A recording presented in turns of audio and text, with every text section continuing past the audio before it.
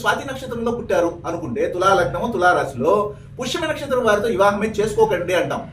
అలా చేసుకోవడం వల్ల మీరు ఇబ్బందులు పాలవుతారు. కాబట్టి ఎట్టి పరిస్థితుల్లోనూ మీరు స్వాతి నక్షత్రంలో పుట్టితే వచ్చే వారి భాగస్వామి జాతకంలో రాశిపడి నక్షత్రం కానీ లగ్న పాయింట్ పడి నక్షత్రం లగ్నాధిపతి పడి నక్షత్రం కానీ పుష్యమి నక్షత్రం ఎట్టి పరిస్థితుల్లో కనెక్ట్ కాకూడదు అంటాం. అది ఫాలో అయ్యే వాళ్ళకి మంచి జీవితం ఉంటుంది. ఆల్రెడీ పెళ్లి అయిపోయిందండి, మీరు చెప్పినట్లుగా స్వాతి నక్షత్రంలో మా అమ్మాయి పుట్టిందండి, మేము నేరుగా వెళ్ళి పుష్యమి మానితో పెళ్లి చేశామండి, ఈ రోజు కట్న కానుకల వ్యవస్థలు దెబ్బతినేసి పీడిస్తున్నారండి, మా అమ్మాయి వచ్చేసింది అనే వాళ్ళు ఎంతో మంది ఫోన్లు చేస్తుంటారు. అయితే వీరు ఎవరితో వివాహం చేసుకోవాలనేది చెప్తున్నాను.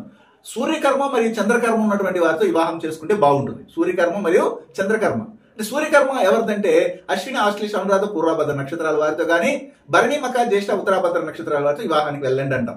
రాశిపడి నక్షత్రం కానీ లగ్న పాయింట్ పడి నక్షత్రం కానీ లగ్నాధిపతి పడి నక్షత్రం కానీ ఈ యొక్క 8 నక్షత్రాలలో కనీసం 2 కానీ 1 కానీ 3 కానీ ఉంటే హ్యాపీగా ముందుకెళ్ళొచ్చు. మిగిలిన నక్షత్రాలు ఏమైనా ఉండొచ్చు, కానీ పుష్యమి నక్షత్రం మాత్రం ఉండకూడదు అనేది మనం ఒక రెస్ట్రిక్షన్ అనుకోండి, ఒక సూచన అనుకోండి, మనం చెప్తాం, టిప్ అనుకోండి, రహస్యం అనుకోండి.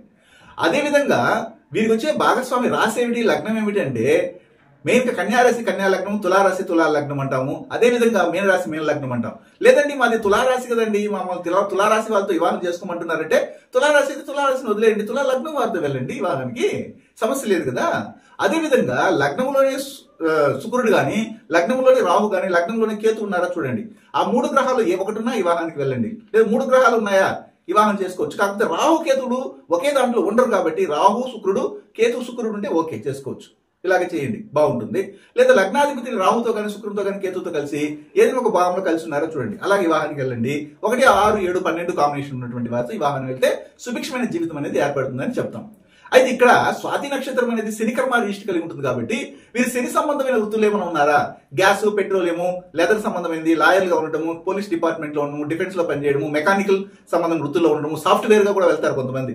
వాళ్ళు ఇంజనీరింగ్ చేస్తారు, ఉద్యోగాలు రాలేకప్పుడు సాఫ్ట్వేర్కి వెళ్ళే వాళ్ళు కూడా ఉంటారు. కానీ మెకానికల్ సంబంధమైన వృత్తుల్లో ఉన్న ఆటోమొబైల్స్ ఇలాంటి వాళ్ళతో ఎక్కువగా ఉంటారు. ఎల్ఐసి డిపార్ట్మెంట్ లో పనిచేసే వాళ్ళు, లెదర్ సంబంధమైంది, గ్యాస్ పెట్రోల్ వంట నూనె ఇలాంటి వాటితో, హెవీ మిషన్ దగ్గర పనిచేస్తూ స్క్రాబ్, తర్వాత వచ్చే స్టీల్ రాడ్స్, ఐరన్ ఇలాంటి వాటితో వర్క్ చేసే వాళ్ళు ఉంటారు. అప్పుడు మీకు వచ్చే భాగస్వామి జాతకంలో మీరు చేసే వృత్తి ఉండాలి కదా, అప్పుడే కదా మనం పొందనాలు కరెక్ట్ గా చూసినట్లు.